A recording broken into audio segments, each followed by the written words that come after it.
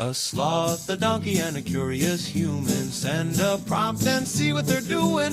One hits record with a question on his mind. Two brothers pick it up, see what they find. Corn takes his time, Herman's got the facts. Back and forth, they never hold back. My weird prompts, come on in, that's where we begin. My weird prompts, glad you're here. This episode was generated using artificial intelligence. Please verify facts. You know, Corn, this whole show runs on GPU compute, and we wouldn't be here without Modal. Seriously. And that's what powers all our text-to-speech. Everything you're hearing right now. They're an AI infrastructure platform. Developers use them to run GPU workloads in the cloud with zero infrastructure headaches. If you're building anything with AI, check them out. Modal.com. Imagine walking into your local grocery store, not to grab a fresh plastic bottle of shampoo or a pre-packaged bag of rice, but to simply refill the high-quality glass or steel container you already own. It sounds like the most obvious solution in the world to our mounting plastic crisis, right? Yet, despite the EU's Single-Use Plastics Directive and California's SB 54 pushing for massive waste reductions by 2032, the refill-on-the-go model still feels like a niche experiment rather than the retail standard. Why is that? Today, we are diving deep into the technical, economic, and behavioral friction that keeps the refillery from going mainstream. Oh, and fun fact for the tech nerds, today's script was generated by Google Gemini 1.5 Flash. I love this topic because it's a classic example of a solved problem that isn't actually solved. On paper, it's a perfect circular economy. In practice, it's a logistical nightmare that challenges every optimization we've made in retail over the last 70 years. Herman Poppleberry here, and I've been digging into the data on why these pilots often hit a brick wall. Think about the barcode, Corn. The barcode was invented to make checkout instantaneous. A refill station turns that beep and go into a 3-minute manual process. In the world of retail, 3 minutes is an eternity. So Daniel sent us this one, and it's a direct question about the viability of this model. He wrote, "There is a category of products like shampoo, dish soap, and hand wash that everybody needs and replenishes constantly. I've thought before that this would be a perfect model to reduce single-use plastics. Similarly for pantry goods like rice. Imagine a setup in which a central distribution point has a huge container of these and charges per refill. People just bring along their usable containers, fill them up, and pay perhaps even a lower price because they're not paying for the single-use container. Has this model actually been explored in any real-world cases?" It's a great question, Daniel, and the short answer is yes. It's been explored extensively, but the results are a fascinating mix of massive success in the Global South and frustrating commercial challenges in Western supermarkets. Let's start with the why isn't this everywhere part. Because if I go to a coffee shop, I can bring my own mug. That feels like a solved behavior. Why is soap or rice so much harder to scale? It comes down to the difference between a service model and a high-speed supply chain. Before World War II, this was actually the standard. You had the milkman who swapped glass bottles, soda siphons that were returned and refilled, and dry goods sold in bulk from bins. But we pivoted away from that not just for convenience, but for massive gains in hygiene, shelf life, and brand consistency. When you move to single-use plastic, the manufacturer controls the environment from the factory floor to the moment you crack the seal. The moment you introduce a refill station in a store, you're introducing a massive variable, the consumer's own container. Right, which could have anything in it. If I bring a clean bottle that actually has a bit of old moldy soap residue at the bottom, and I refill it at the store, and then I get a skin rash, who's liable? Me or the store? That is exactly the point. Contamination control is the #1 technical hurdle for liquids. In a factory, they use sterilized lines. In a retail aisle, you have a nozzle that's exposed to the air, touched by hundreds of people, and potentially inserted into thousands of different containers of unknown cleanliness. If a biofilm develops in that dispensing nozzle, the store has to shut down the whole station and perform a deep clean. That's a labor cost that traditional bottled soap simply doesn't have. Think about the ketchup pump at a fast food restaurant. Those things get crusty and gross within hours. Now imagine that's your expensive organic facial cleanser. And labor is the quiet killer of retail margins. If a store associate has to spend 20 minutes a day cleaning a sticky honey dispenser or a soap nozzle, that's 20 minutes. They aren't stocking shelves or checking out customers. But what about the unattended aspect? Couldn't we just have a vending machine style setup that self-cleans? They exist, but the self-cleaning tech adds thousands of dollars to the unit cost. And it's not just the cleaning, it's the shrinkage and the inaccuracy.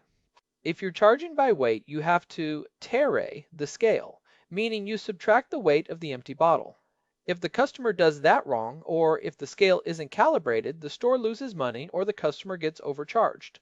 Some of the UK pilots, like Asda's 4-year refill store trial that they just scrapped in 2024, found that the operational complexity was just too high for the volume they were moving.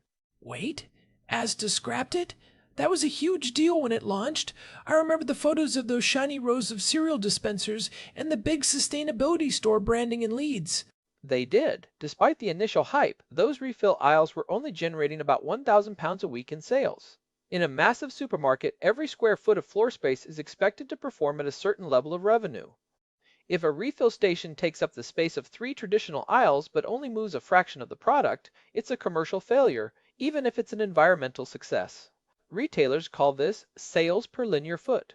If the refill station is at $10 per foot and the Tide Pods are at $50 per foot, the business case evaporates. That's depressing. But Daniel asked about real-world cases where this is working. Is there a version of this that isn't just a boutique shop for people with too much time on their hands? There is, and it's actually coming from Chile. There's a company called Algramo, which means by the gram, and they are probably the most successful example of what Daniel is describing. They didn't start with sustainability as their primary marketing hook. They started by trying to solve what they call the poverty tax. The poverty tax. Explain that. How does buying in bulk help with poverty? In low-income neighborhoods in Chile, and really across much of the global south, many families can't afford the upfront cost of a large, multi-liter bottle of detergent or a 5-kilogram bag of rice, so they buy small, single-use sachets. But on a per-gram basis, those sachets are 30 to 50% more expensive than the bulk sizes. You're literally paying more because you're poor. Algramo's founder, Jose Manuel Moller, realized that if you could offer bulk prices via a dispensing machine, you could save people money and eliminate the sachet waste. So they're motivated by the wallet, not just the planet. That feels like a much more robust incentive structure than just do the right thing. If I can get the premium brand for the price of the budget brand just by bringing my own bottle, I'm doing that every time. It's the key to their success. They use IoT-connected vending machines and smart bottles.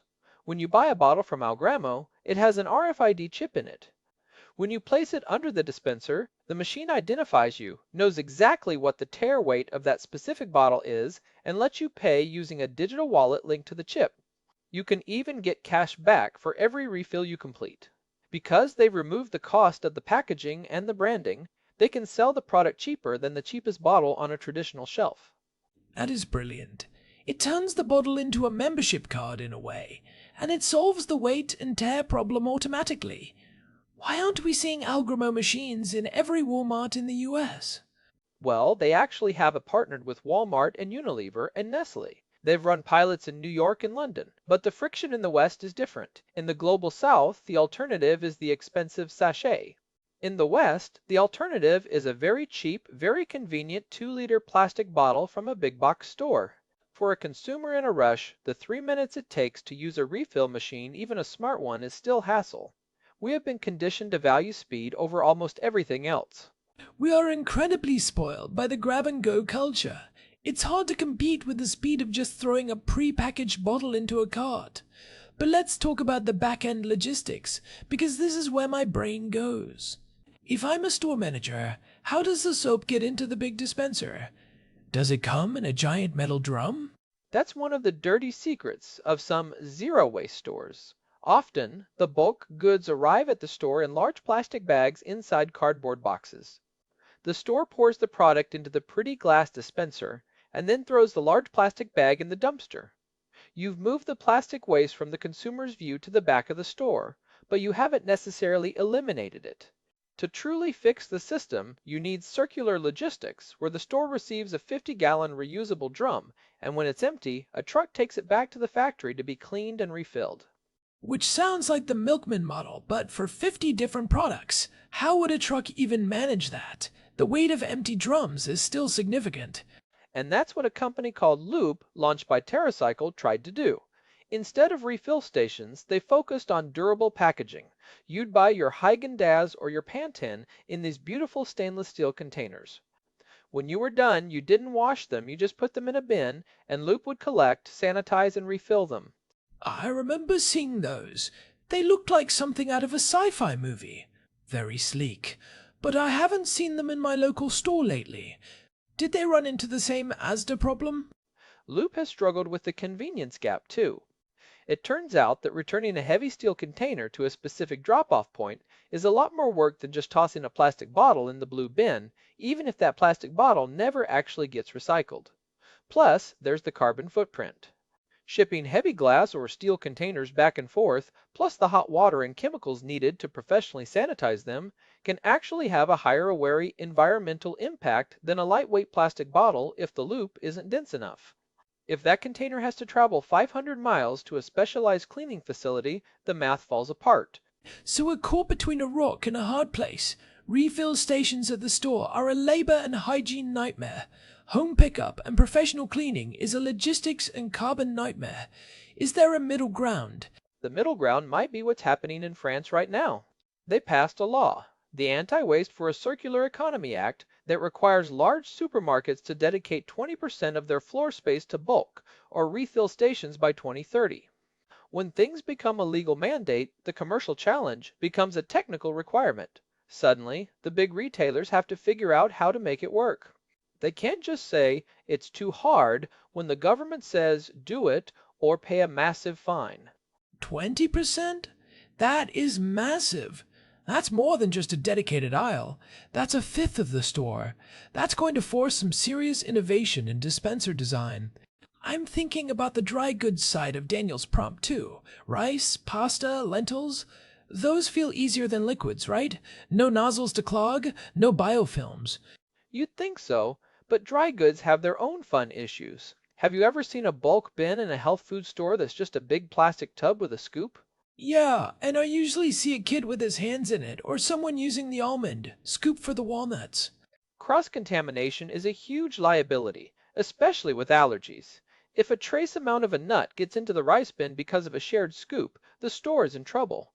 That's why the industry is moving toward gravity-fed dispensers where you pull a lever and the product falls out.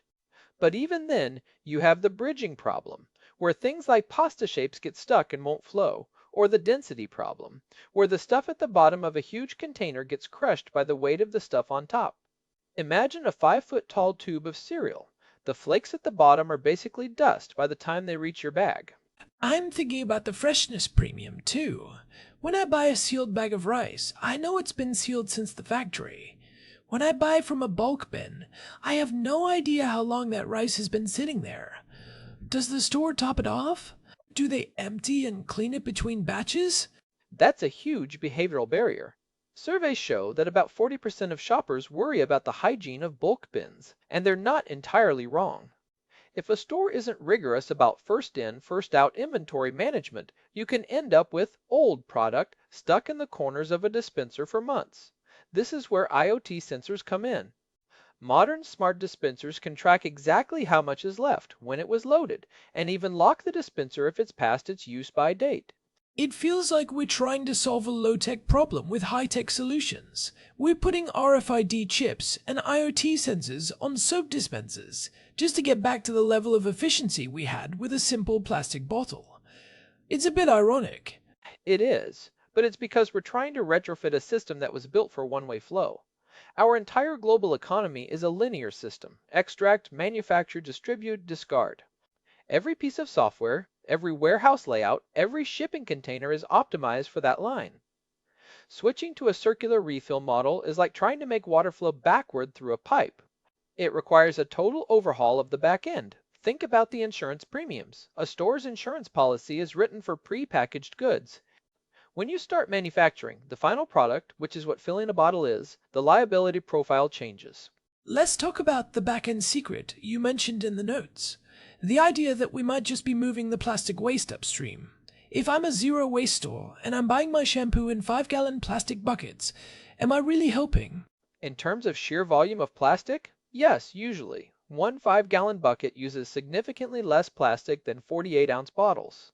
But the bucket itself is a much heavier, more durable plastic that is often harder to recycle than the PET or HDPE used in small bottles. The real win only happens if that 5-gallon bucket is also part of a refill loop, if it goes back to the manufacturer to be refilled. If it just goes into the landfill, the per ounce plastic reduction is good, but it's not the revolution we're looking for. It's an improvement, but it's not zero waste. So, if I'm an entrepreneur listening to this and I want to solve Daniel's problem, where is the white space? Is it in the dispenser tech? The logistics? I think the real opportunity is in the last mile and the smart container. Look at what's happening with subscription models for home refills.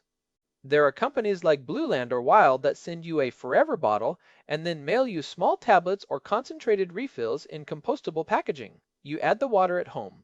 Oh, I love those. It's so much lighter to ship a tiny tablet than a full bottle of water-heavy soap. I've used those foaming hand soap tablets, and it's wild how much space they save in the cupboard.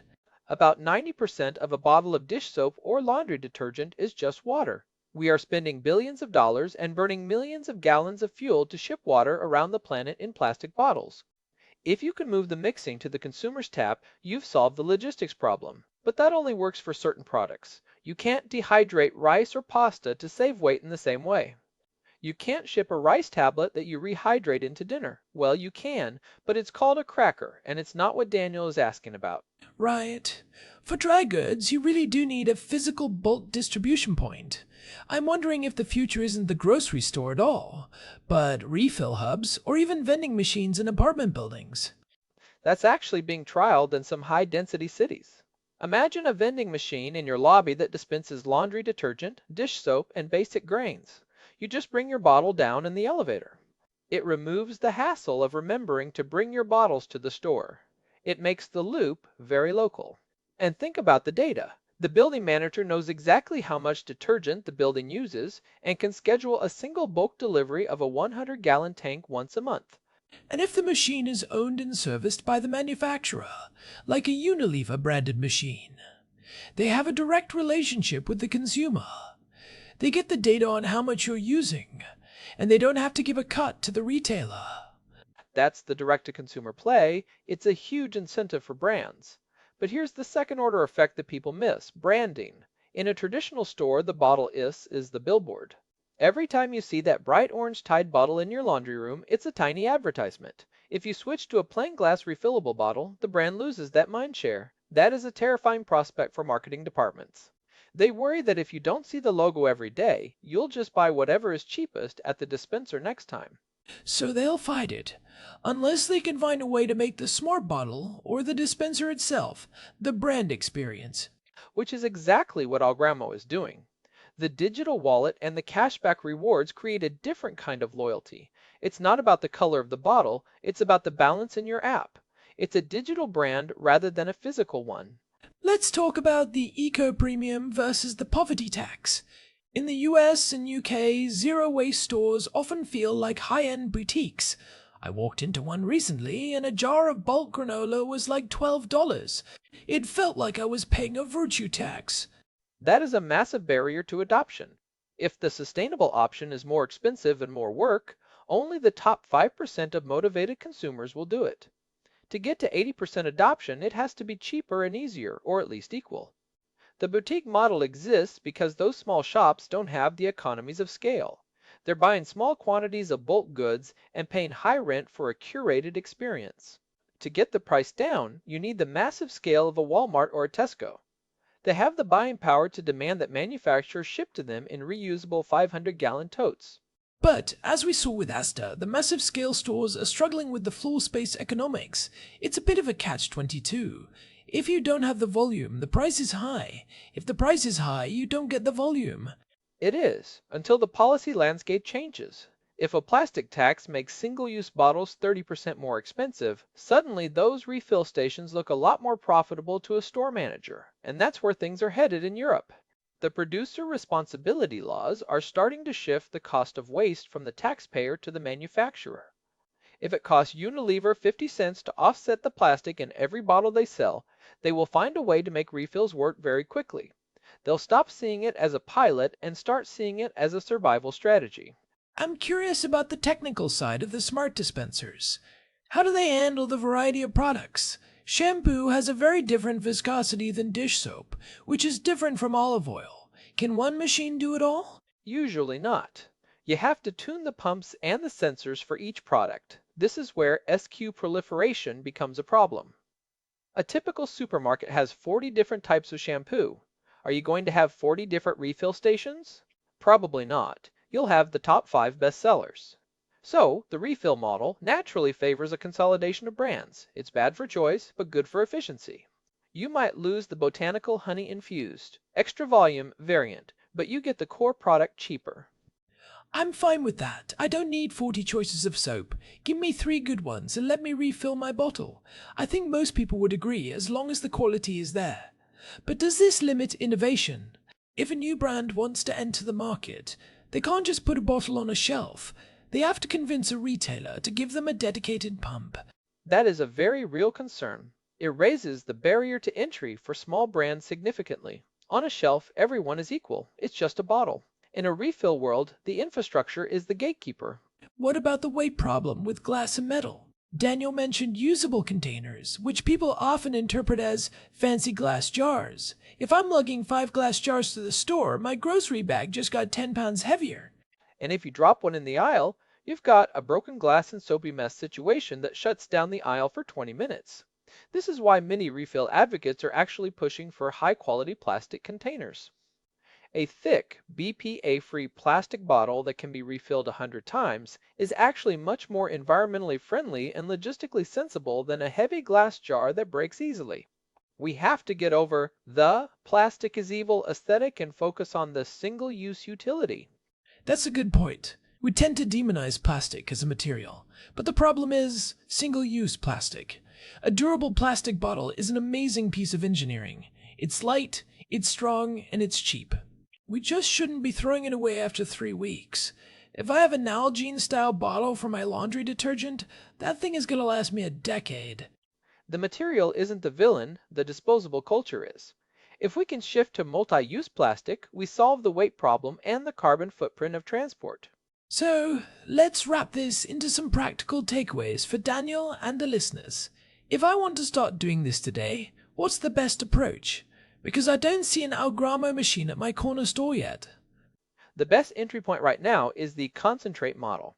Look for brands that sell you a durable bottle once and then send you small refill cartridges or tablets. It bypasses the store refill friction entirely and has a huge impact on shipping emissions.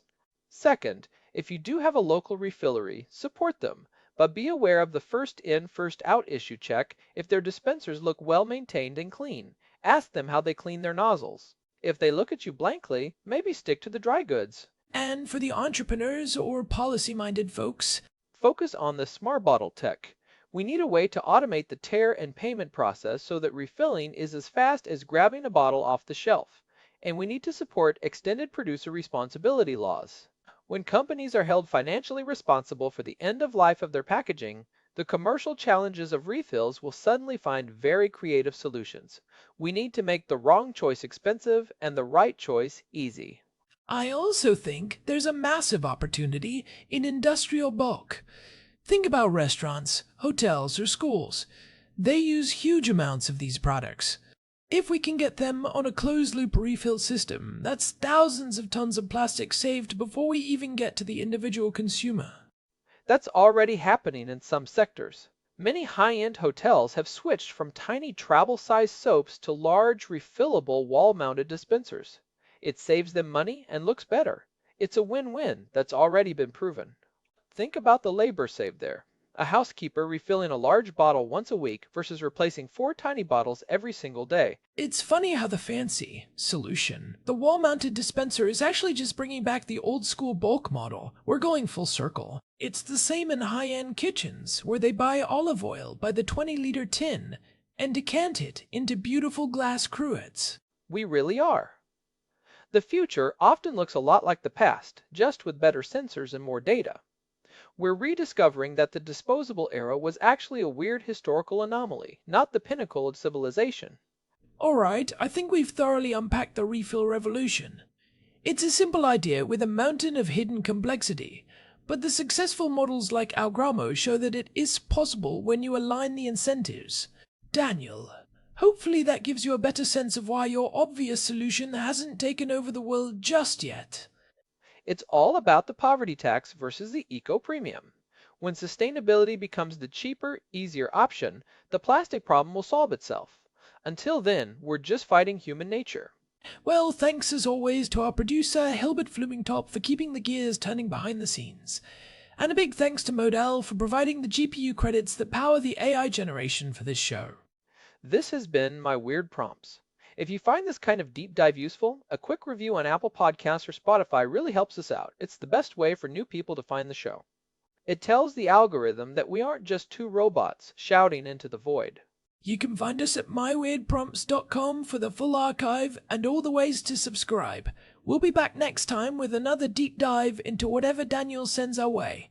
See you then. Stay curious. This episode was produced using Google Gemini 3 Flash. Text-to-speech by Chatterbox. Thanks for listening to our